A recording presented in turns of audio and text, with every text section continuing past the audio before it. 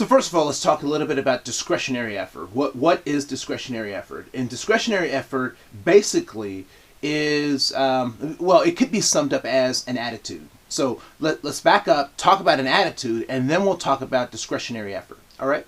So first of all, what is an attitude?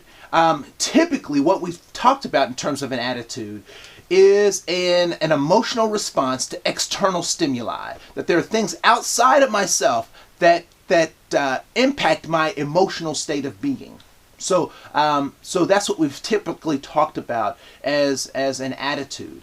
And I don't know if you've been around teenagers or if you can remember being a teenager, but teenagers are often said to have lots of attitude.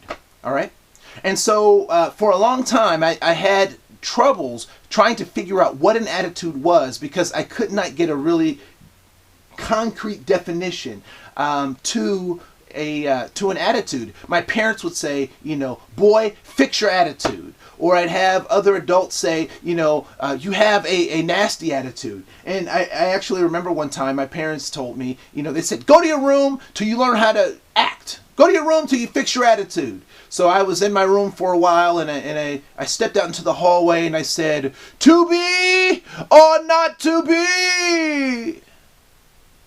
That's not what they were talking about. And I actually spent a lot of time in my room, right? But one of the things that I started to understand, and I figured it out through this particular parable.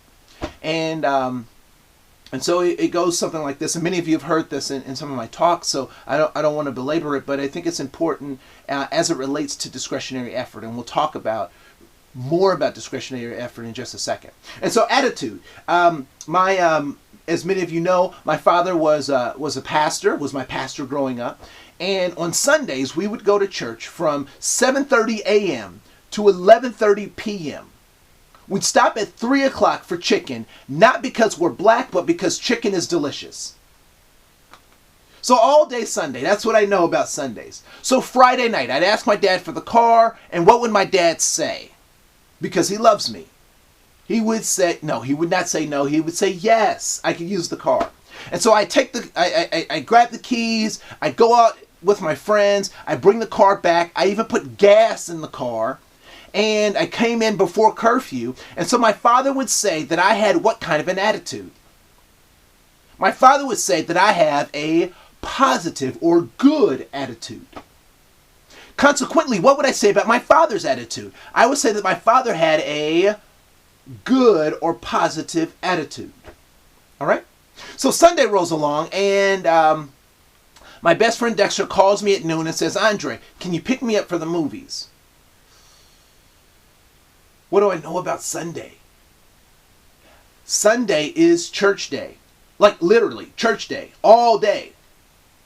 But Jesus is my friend, and so, I can count on that friendship to carry me over, right? Right, that's teenage logic for you. But so, I'm feeling gutsy. I go up to my dad and I say, Dad, can I borrow the car? And what does my dad say? He says no. Not only does he say no, but he gives me a lecture about how I'm leading people to hell. And as a matter of fact, every negative consequence in my family, the ultimate consequence was hell. You didn't do the dishes, you're going to hell. He didn't say it, but that was the implied message. And the interesting thing is, you could go to hell yourself, or my father could actually buy you a ticket. But at any rate, so how would I respond to my father? I would say my father has what kind of an attitude? Because he said that I couldn't borrow the car Sunday. I would say that he had a bad attitude. Consequently, what would my father now say about my attitude? That I have a bad or negative attitude.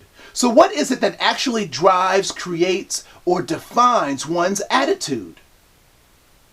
Now, before I would have just stuck with the limited definition that I was given around the emotionalness or the perception or the perceived result of blah, blah, blah. But it became very clear to me. And my parents kept telling me this over and over again. Change your attitude, change your attitude. And I had no idea what they were talking about until this lightning bolt struck me.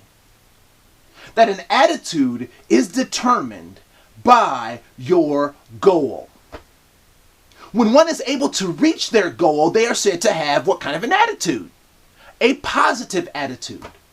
When one is denied access or has limited access to their goal, they tend to have what we would refer to more commonly as a bad attitude. So what is it that determines an attitude? Your goal determines your attitude. And so when I have an employee or I'm working with a coworker or I have a student and I'm working with them and I find that they have a bad attitude, what is the one thing that I know for sure about them?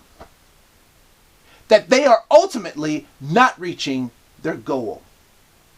And so as a helper, as a person who is placed in charge of working with individuals, aiding and assisting individuals, I now have two responsibilities to this person. The first of which is that if they're not reaching their goal, my first primary objective is to help them reach their goal. And once I help them reach their goal, that should resolve to a good attitude. All right? And so that's the first thing, to help them reach their goal. Do I necessarily need to know what that goal is? Not necessarily, but it's my job to help them and aid them in finding out what that goal is and helping them accomplish it.